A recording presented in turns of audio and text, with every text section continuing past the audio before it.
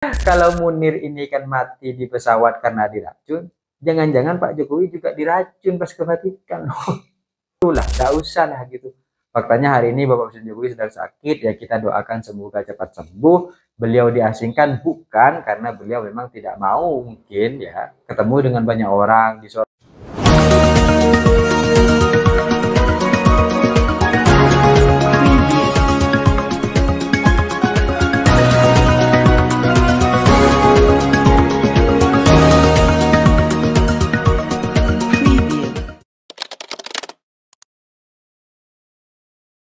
Hai korban ghosting, kita tahu sebagai orang yang kemudian mencintai kekasih kita harus menjawab segala pertanyaannya dengan jelas.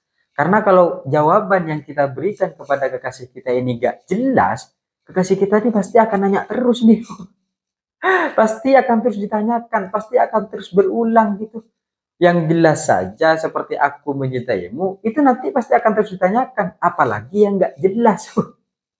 Dan hal-hal demikian itu tidak hanya terjadi kepada kita yang kemudian menanggapi kekasih kita, tetapi juga kepada pejabat publik yang dulu pernah menjabati posisi strategis. Ya, Bapak Jokowi dengan kasus ijazahnya yang sampai hari ini gak pernah selesai dan selalu dipertanyakan. Padahal sebenarnya hal ini hal sepele gitu. Pertanyaan yang kemudian sederhana, tapi jawabannya dibikin ribet. Ini kan repot jadinya gitu. Harusnya kan pertanyaan yang kemudian rumit dijawab dengan sederhana. Ini pertanyaannya sederhana dijawab dengan rumit. Kebalik gitu. Dan kita tahu bahwa sebenarnya persoalan tentang ijazah Pak Jokowi ini kan sebenarnya pertanyaan yang cukup sederhana, isu yang sepele dalam panggung politik beliau yang sudah menjabati 10 tahun pemerintahan di Republik Indonesia. Tapi ketika akhirnya langkah yang kemudian diambil ini kurang tepat, maka keberlanjutan akhirnya masalahnya terus gitu, terus bergulir seperti bola salju. Nggak tahu nanti ini akan berakhir di mana. Karena kalau dilihat, seandainya dulu ketika awal pertama kali soal ijazah Bapak Jokowi dipertanyakan oleh masyarakat, atau bahkan oleh orang-orang yang kemudian gak suka sama Pak Jokowi misalnya, kemudian langkah itu langsung ditunjukkan, maka pada saat itu selesai. Kita tidak akan mengulik tentang skripsinya, tidak akan mengulik tentang KKN-nya, tidak akan mengulik tentang hal-hal lain yang kemudian berkaitan terkait dengan perkuliahan Bapak Presiden Jokowi. Sebenarnya orang-orang yang akhirnya hari ini mencari tahu lebih dalam tentang skripsi, tentang KKN, karena dari awal ijazahnya gak ditunjukkan. Sehingga orang-orang perlu mencari tahu lebih dalam. Oh, jangan-jangan skripsinya palsu. Oh, jangan-jangan KKN-nya gak ada. Itu yang kemudian akhirnya ditelisik, itu yang kemudian akhirnya dicari tahu. Karena data yang mereka perlu terkait dengan ijazah itu gak dibuka, gak diberikan. Maka jangan salah kalau akhirnya orang lain nyari yang lain. Ini bukan karena mereka malah mengambil alih berbagai macam isu ke isu-isu yang lain, mencari tahu ke hal-hal lain. Tapi karena dari awal ijazahnya tidak ditunjukkan. Dan ketika langkah politik itu yang kemudian diambil oleh Bapak Jokowi, maka pada saat itu juga akhirnya langkah politik beliau ke depan mati sendiri. Kan akhirnya mendek sendiri, akhirnya berhenti di sini. Padahal sebenarnya perkaranya adalah perkara yang sederhana. Jadi seandainya ijazah palsu atau ijazah asli, ijazah Bapak Jokowi ini sedari awal merasa benar, merasa yakin, dan tidak takut untuk menunjukkan ijazahnya, maka hari ini tidak akan menjadi isu yang berkepanjangan. Ini nih isu sudah ngalah-ngalahin isu nasional, isu negara yang sangat-sangat sekali perlu kita lihat. Padahal sederhana aja dan nggak penting gitu sebenarnya. Dan akhirnya ketika kemudian kita lihat bagaimana kemudian langkah politik yang diambil dari sikap-sikapnya, ya akhirnya sampai sekarang nggak selesai. Karena ada berbagai macam kekhawatiran, ketakutan yang pada saat itu juga akhirnya mematikan berbagai macam langkah-langkah politik beliau. Karena sekarang semuanya sudah terlanjur, maka akhirnya berbagai macam hal yang kemudian dilakukan sebagai langkah itu perlu dilanjutkan. Maka akhirnya ini akan ketemu pada satu titik, pada satu sudut, jalannya sudah buntu nih. Nggak bisa diotak-atik lagi. Karena semakin banyak data yang kemudian terungkap, semakin banyak kemudian fakta-fakta yang kemudian bisa kita lihat. Seandainya dari awal ijazah ditunjukkan, maka kita tidak akan pernah menemukan data bahwa skripsi beliau begini, bahwa KKN-nya seperti ini, bahwa dosen pembimbingnya tidak mengakui, itu kan tidak akan pernah ketemukan kalau sedari awal ijazahnya diberikan. Tapi karena sekarang sudah terlanjur, maka akhirnya langkah-langkah itu perlu dilanjutkan, kebohongan ini perlu dimasifkan kalau memang ini adalah suatu kebohongan. Dan kuasa hukum Bapak Jokowi akhirnya juga terkena virus. Terkena virus apa? Terkena virus overthinking gitu. Karena sedari awal sudah takut, sudah khawatir, akhirnya sekarang kuasa hukumnya juga ikut khawatir dan takut. Gimana kalau akhirnya di akhir ini jalannya sudah buntu, malah terbukti jasanya palsu. Kan repot gitu. Maka akhirnya muncul kalimat ketika ijazah ini ditunjukkan, ini bisa chaos. Sekelas ijazah Bapak Jokowi ditunjukkan, bisa chaos. Sederhana sekali untuk kemudian menghancurkan negara ini. Karena kalau kita lihat misalnya kenapa akhirnya bisa chaos, ya bisa saja akhirnya ini terbukti bahwa ijazahnya palsu. Kan itu yang kemudian dikhawatirkan. Kalau ijazahnya palsu ya selesai gitu. Dan narasi yang kemudian dibangun oleh kuasa hukum Bapak Presiden Jokowi akhirnya sudah mulai kemana-mana. Jadi kuasa hukumnya hari ini sudah mulai linglung gitu. Karena terkena virus overthinking, rasa takut dan khawatirnya. Akhirnya kemana-mana gitu.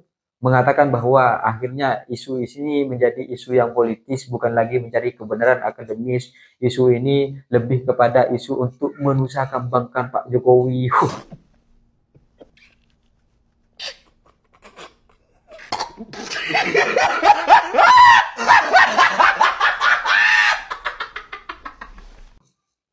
Kok bisa menusahkambangkan Pak Jokowi gitu, mengasingkan Bapak Jokowi sehingga Pak Jokowi dirasa asing karena ijazah palsu ini gitu. Kenapa kok bisa asing?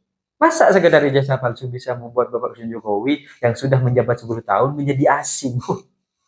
Apa karena gak bisa ketemu pejabat publik? Apa karena gak bisa bertemu dengan pejabat politik? Apa karena gak bisa bertemu dengan tokoh-tokoh politik, partai politik?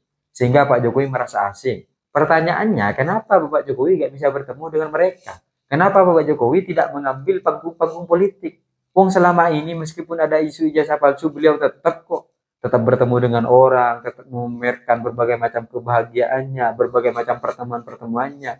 Tapi karena sekarang akhirnya ini mulai meredam ya, Bapak Jokowi mulai tidak terlalu tampil di publik, selalu diam di Solo. Ini yang kemudian akhirnya dipertanyakan. Apakah karena ijazah palsu, beliau ini gak bisa bertemu dengan tokoh-tokoh politik? Kan enggak. Masa iya gitu, kita bertemu dengan kekasih kita, kemudian ditanya, tunggu dulu, ijazah kamu asli atau enggak? Kan kita sudah berteman sejak lama gitu. Ngapain kita ngurusin masalah itu? Gak ada urusan. Jadi sebenarnya ketika akhirnya hari ini Bapak Jokowi dirasa dinusahkambangkan ya kan, diasingkan dari panggung-panggung politik, itu karena langkah beliau, karena langkah politik beliau yang beliau pilih. Karena nggak mungkin para politisi menanyakan keaslian ijazah Jokowi, nggak ada urusan mereka. Yang kemudian kita lihat sebenarnya hari ini faktanya adalah Bapak Presiden Jokowi ini kan sedang sakit gitu kan. Jadi jangan kemudian akhirnya karena sakit ini kemudian ditutupi bahwa wah Pak Jokowi sedang menyedihkan karena disangka-sangkakan dengan ijazah palsu.